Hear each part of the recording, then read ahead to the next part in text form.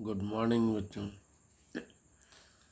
आपने अभी तक सरल उत्तकों के बारे में पढ़ा है। अब हम नेक्स्ट जटिल उत्तकों के बारे के अंदर पढ़ेंगे। जटिल उत्तक का मतलब ये होता है कि एक या एक से अधिक प्रकार की जो कोशिकाओं के द्वारा बने हुए जो उत्तक होते हैं उनको जटिल कहते हैं। लेकिन ये सभी कोशिकाएं एक ही प्रकार के कार्य को संपादित करती हैं। इस प्रकार के जो उत्तक होते हैं वो दो उत्तक होते हैं। पहला होता है जाइलम और दूसरा होता है फ्लोएम। और इस प्रकार के जो उत्तक होते हैं उनको हम कॉम्प्लेक्स टिश्यू और जटिल उत्तक के श्रेणी में रखते हैं।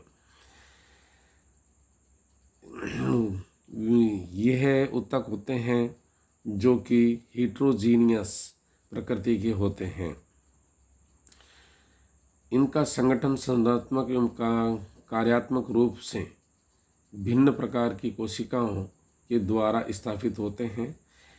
इसीलिए यह कहा जा सकता है कि ये सरल उत्तकों से पूर्णतः भिन्न होते हैं, क्योंकि सरल उत्तक होमोजीनियस होते हैं यानी समांगी होते हैं, हालांकि जटिल उत्तक विषमांगी प्रकृति के होते हैं। फिर भी इनकी घटक कोशिकाओं की उत्पत्ति एक समान होती है।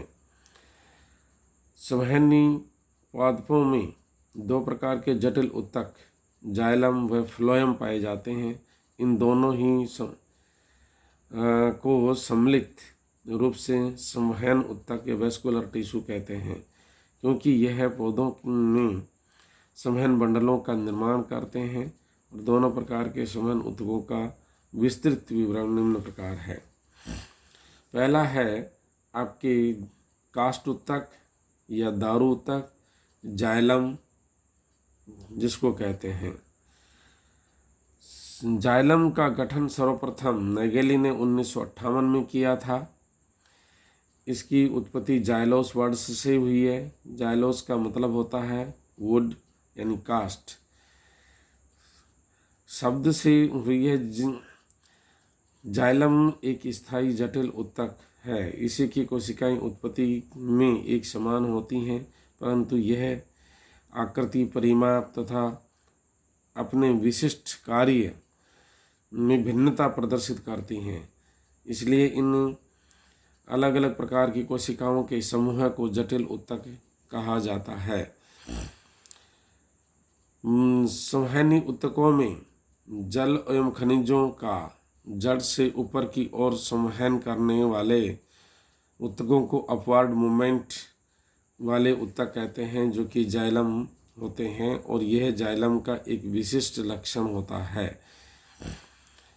जल एवं खनिज पदार्थों का संवहन संचालित का एक और मुख्य कार्य पादप अंग के यांत्रिकी दृढ़ता और कठोरता प्रदान करने का वो भी जाइलम का होता है।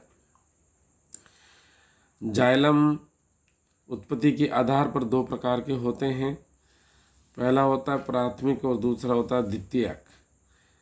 प्राथमिक जाइलम पौधे के प्राथमिक शरीर के अक्ष अर्थात जड़ व तने के में उपस्थित प्रोकैम्बियम से विकसित होता है, जबकि द्वितीयक यानी सेकेंडरी जाइलम प्राथमिक पादप शरीर की वृद्धि हो जाने के बाद द्वितीयक वृद्धि के समय संवहन कैम्बियम या वेस्कुलर कैम्बियम के सक्रिय होने से निर्मित होता है तथा इन्हीं का प्रमुख कार्य अक्ष के आयतन या मोटाई में वृद्धि करने का होता है, अर्थात मुख्यतः पार्श्व यानी लेटरल मेरिस्टेम से विकसित होता है।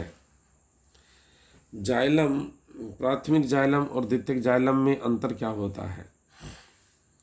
प्राथमिक जाइलम की कोशिकाओं की उत्पत्ति प्राकेधा यानी प्रोकैम्बियम से होती है, जो कि शीर्षस्थ विभुजोतकी में अवस्थित होती है।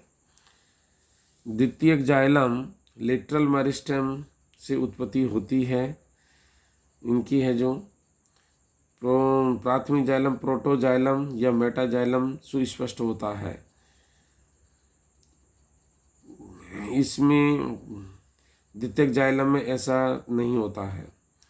प्राथमिक जाइलम वाहिकाएं और वाहिनिकाएं ट्रैकिड्स अपेक्षाकृत लंबी और सक्रिय होती हैं। द्वितीयक जाइलम में वाहिकाएं और वाहिनिकाएं दोनों ही परिमाप में छोटी व चौड़ी होती हैं।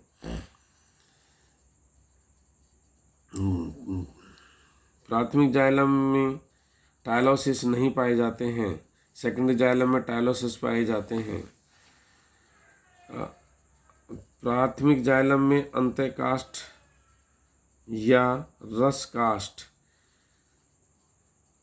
हार्टवुड और सैपवुड का विभेदन नहीं होता है, जबकि इसमें सेकेंडरी जाइलम के अंदर ये विभेदन होता है।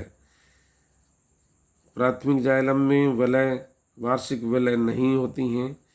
सेकेंडरी जाइलम के अंदर वार्षिक वलय पाई जाती हैं। जाइलम फाइबर्स प्रचुर मात्रा में नहीं पाए जाते प्राथमिक में।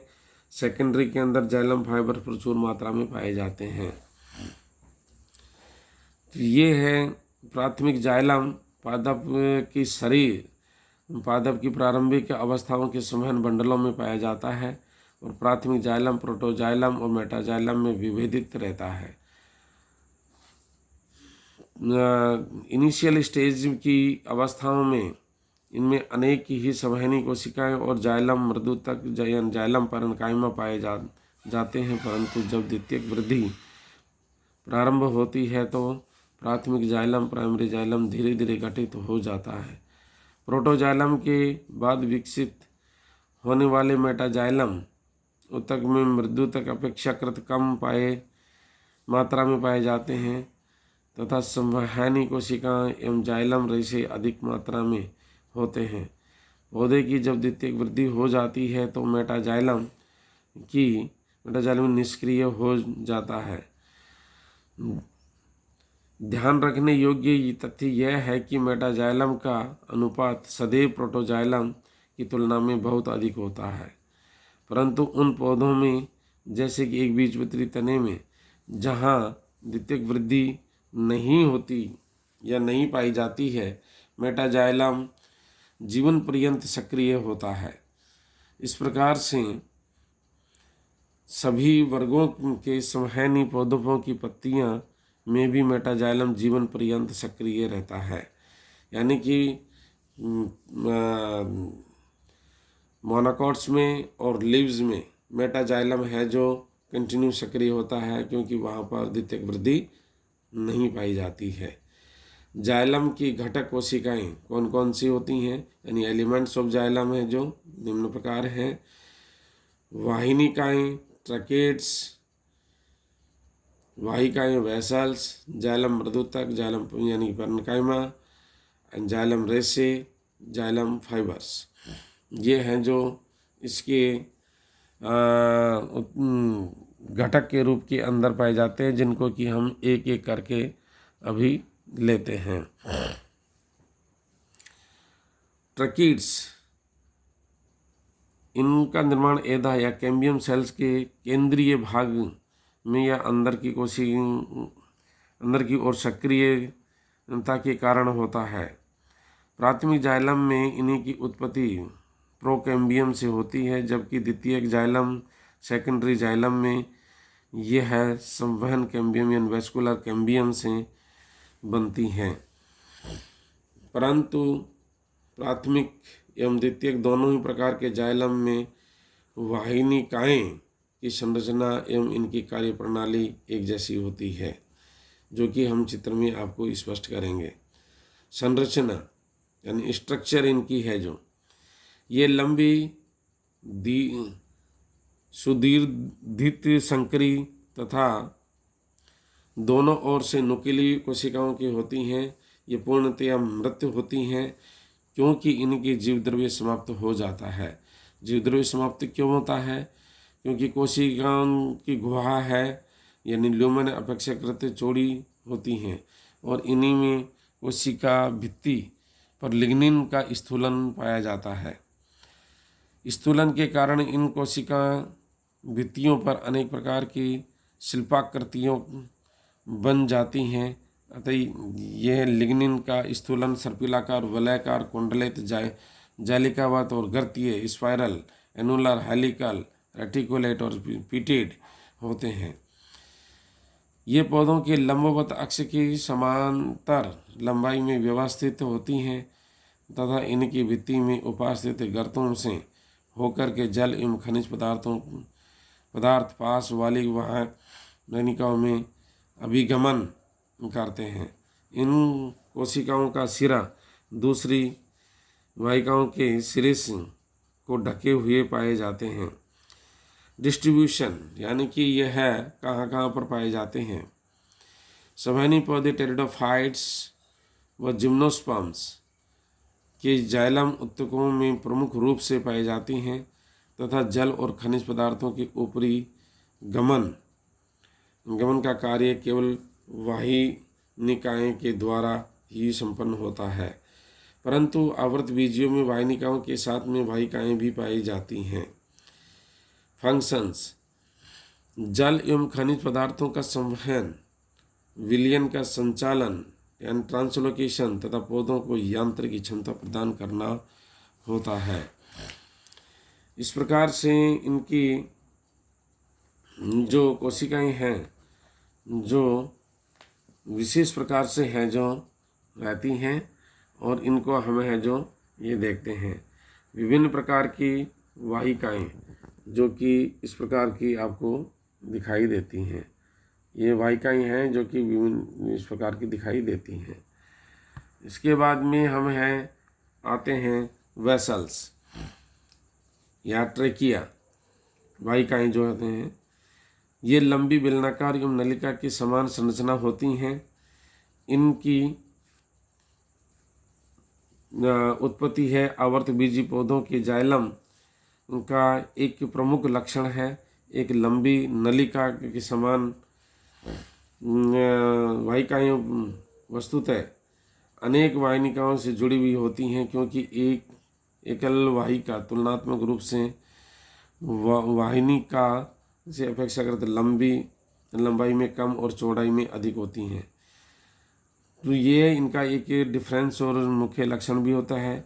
वाहिनिकाओं की कार्य एक के ऊपर एक वाहिनिका की कोशिकाएं एक के ऊपर एक हैं, पंक्तिबद्ध रूप से एवं मौखिक क्रम के अंदर व्यवस्थित होती हैं, रेखिक क्रम में व्यवस्थित होती हैं। इनकी अनुप्रस्थ विभाजन भित्तियों में जल जाने और बेलनाकार संरचना होती हैं, यानी वेसल्स होती हैं। संरचना ट्रकीड से परिपक्व वाहिकाएं मृत होती हैं। इनकी भित्तियों में भी लिग्निन का स्थूलन होता है। कोशिकाएं हैं जो भीतरी सतह के अंदर स्थूलन है होता है, द्वितीयक और तृतीय प्रकार के इसमें होता है। ये भी बेल सर्पिलाकार, बेलन वलयाकार, सोपानवत, जालिका रूप और गर्तीय स्थूलन पाई जाती हैं। सामान्यतः प्रत्येक वाहिका की लंबाई कुछ सेंटीमीटर तक की भी हो सकती है, परंतु विभिन्न प्रकार के आरोही पौधों में इनकी लंबाई कुछ मीटर तक की पाई जाती है। अर्थात आरोही पौधों में यह बहुत ही अधिक लंबी होती हैं, क्योंकि आरोही पौधों को है जो स्ट्रेंथ प्रदान करनी होती है और उनका तना है जो वीक होता है। वाहिकाओं का परिवर्धन वाहिनिकाओं से वह होगा। विकास की प्रक्रिया के वाहिकाओं के लंबाई में घटती जा गई है, परंतु इनका व्यास चौड़ाई में बढ़ता चला जाता है। दृष्टिकोण से लंबाई और सक्रिय वाहिकाएं प्रिमिटिव होती हैं, जबकि वाहिकाएं प्रिमिटिव होती छोटी, लंबी और चौड़ी वाहिकाएं प्राकृतिक एवं एडवांस्ड होती हैं।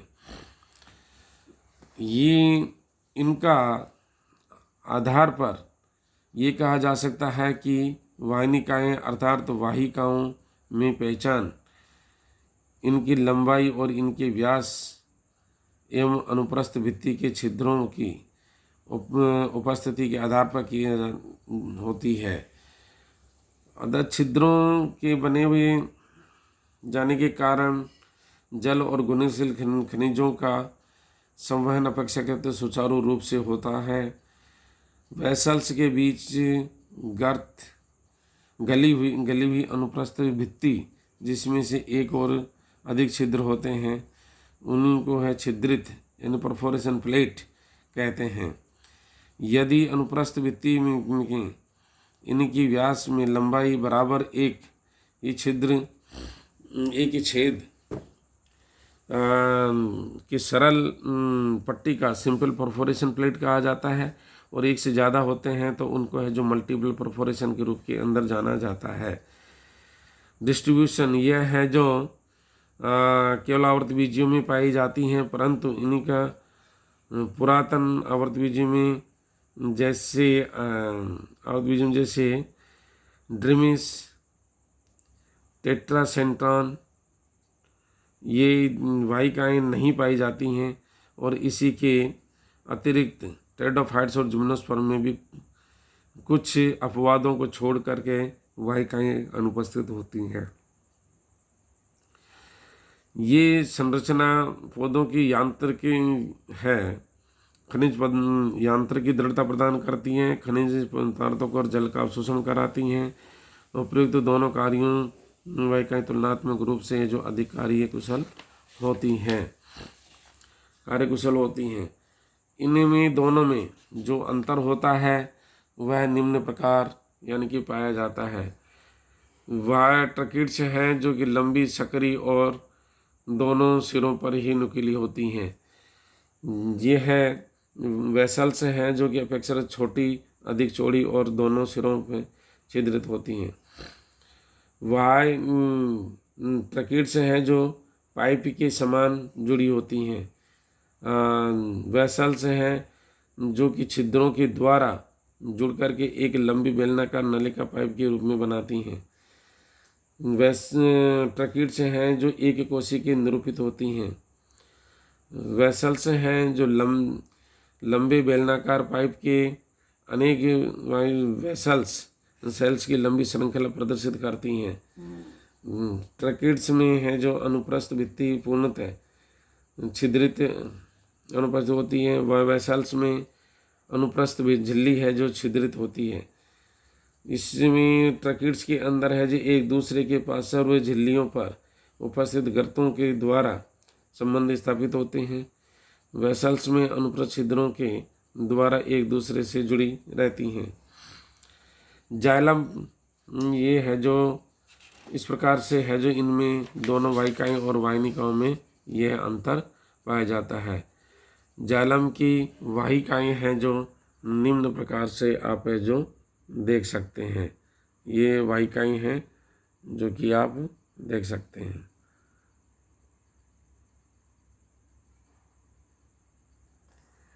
इसके बाद में हम आते हैं नेक्स्ट हमारे पास में टॉपिक आता है वह है जाइलम पैरेन्काइमा। जाइलम पैरेन्काइमा है जो कि कोशिकाएं जाइलम में पाई जाती हैं। सामान्यतः मृदुता कोशिकाओं की तुलना में ये अधिक भी होती हैं, मोटी होती हैं। इनकी है जो कोशिकाओं की भित्ति है जो जाइलमोत्तम में काष्ठ मृदुता कोशिकाओं के अपेक्षाकृत अनुपात में पाई जाती हैं। जब प्रायः जीवित कोशिकाएं होती हैं और इनका प्रमुख कार्य खाद्य पदार्थों का संचय करना होता है। काष्ठ मृदुता कोशिकाएं ही जीवित होती हैं, शेष तीनों प्रकार की कोशिकाएं मृत होती हैं। इन कोशिकाओं में सुगंधित तेल और अन्य प्रकार के पदार्थों का संचय होता है। ये है जो हम इसके अंदर है जो आपको दिखा सकते हैं कि जाइलम मृदुता कोशिकाएं ये निम्न प्रकार से होती हैं। ये जाइलम मृदुता कोशिकाएं होती हैं। नेक्स्ट है जो आपका आता है जाइलम फाइबर्स। जाइलम फाइबर्स हैं जो ये है जाइलम के अंदर है जो पाए जाते हैं। सामान्यतः दृढ़ कोशिकाएं उनको जाइलम या कास्ट रेस जाइलम फाइबर्स कहते हैं। ये दृढ़ कोशिकाएं हैं जो स्क्लेरोकाइमेटस सेल्स या फाइबर्स की बनी हुई होती हैं, लंबी, पतली एवं निर्जीव संरचना के रूप के अंदर पाई जाती हैं। इन्हीं के अंतिम सिरे नुकीले होते हैं और इनकी कोशिका भित्ति अत्यंत मोटी लिग्निन युक्त होती है और तथा इनमें गुहा लूमेन बहुत ही कम पाया जाता है। अत्यंत मोटी और लिग्निन युक्त होती हैं और ये सक्रिय होती हैं। सामान्यतः प्राय ये लूमेन है जो समाप्त हो जाता है इनमें है जो। कोशिका भित्ति में अनेक छोटे एवं सरल गर्त भी पाए जाते हैं। ये इनकी उत्पत्ति है जो वाहिनिकाओं से भी हो सकती है। ऐसे तंतुओं को वाहिनिका तंतु यानी कि फाइबर ट्रैकेट्स कहते हैं। काष्ठ तंतु का प्रमुख कार्य पौधे को यंत्र की दृढ़ता प्रदान एवं बल प्रदान करने का होता है। तो इस प्रकार से क्या है कि जाइलम है जो हमारे पास पाया जाता है और जाइलम की यह कोशिका है जो मिलती है। Thank you.